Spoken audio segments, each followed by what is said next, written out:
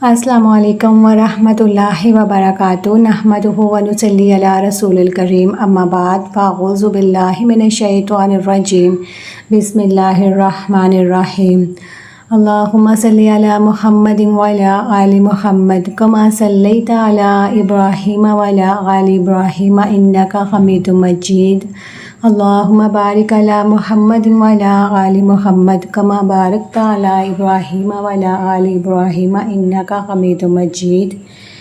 तो कैसे हैं आप मेरे प्यारे बहन भाई, उम्मीद करती हूँ आप सब खैरियत से होंगे। अल्लाह ताला आपको ईमान की सलामती अता फरमाए और सेहत वाली ज़िंदगी अता फरमाए, आमीन या रब्बुल आलमीन। तो चलें आज फिर मैं सदक़े के बारे में हदीसें बयान करूँगी। तो चलें शुरू करती हूँ। कौन सा सदका अफजल है? सैयदना अबू हुरैरा रज़ियल्लाहु अन्हु से रवायत है, उन्होंने फरमाया कि एक शख्स नबी करीम सल्लल्लाहु अलैहि वसल्लम के पास आया और कहने लगा, अल्लाह के रसूल, कौन सा सदका अजर व सवाब में सबसे बेहतर है?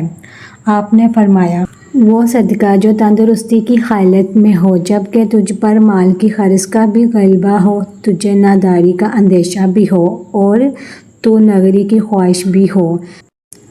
उस वक़्त का इंतज़ार ना कर, जब दम हलक में आ जाए तो उस वक़्त कह दे कि फ़लाँ को इतना दे दो और फ़लाँ को इतना लिख दो, हालांकि अब तो वो खुद ही फ़लाँ और फ़लाँ का हो चुका होगा। मालूम हुआ कि सदका व खैरात करने में देर नहीं करनी चाहिए, ऐसा ना हो कि बीमारी दबोच ले या मौत आ जाए। तो हमने क्या करना है?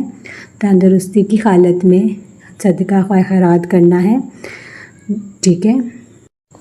अच्छा जी, अगर दानिश्ता तौर पर किसी मालदार को सदका दे दिया जाए तो सैयदना अबू हुरैरा रज़ियल्लाहु अन्हु से रवायत है कि रसूल सल्लल्लाहु अलैहि वसल्लम ने फरमाया, एक शख्स ने तय किया कि आज मैं सदका दूंगा। जब वो सदका लेकर निकला तो उसने ला इल्मी में एक चोर के हाथ पर रख दिया। सुबह के वक़्त लोगों में चर्चा होने लगा कि एक चोरी को सदका दे दिया गया।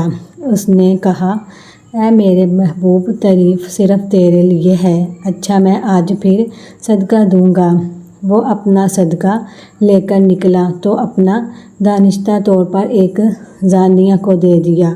सुबह के वक्त लोग फिर बातें बनाने लगे कि गुज़श्ता रात को एक जानिया को खैरात दे दी गई, जिस पर इस शख्स ने कहा, ऐ महबूब, सब तारीफ़ें तेरी ही लिए हैं, मेरा सदका तो जानी के हाथ लग गया। अच्छा, मैं कुछ सदका दूंगा। चनाचे वो फिर सदका लेकर निकला तो इस दफ़ा अनजाने में एक मालदार के हाथ पर रख दिया। सुबह के वक़्त लोगों में फिर चर्चा हुआ कि एक अमीर आदमी को सदका दे दिया गया। उस शख्स ने कहा, ऐ मेरे महबूब, तारीफ़ सिर्फ़ तेरे लिए है, मेरा सदका एक मर्तबा चोर को मिला, फिर एक बदकिरदार औरत और फिर एक मालदार शख्स को। खैर माजरा क्या है? चनाचे उसे ख्वाब में एक शख्स मिला। उसने बताया कि तुम्हारा सदका कबूल हो गया है। जो सदका चोर को मिला तो मुमकिन है वो चोरी से बाज आ जाए। इस तरह जानी को जो सदका मिला तो शायद वो ज़िना से रुक जाए और जो सदका मालदार को मिला है तो मुमकिन है वो इबरत हासिल कर ले और जो अल्लाह ने उसे दिया उसमें से खर्च करे।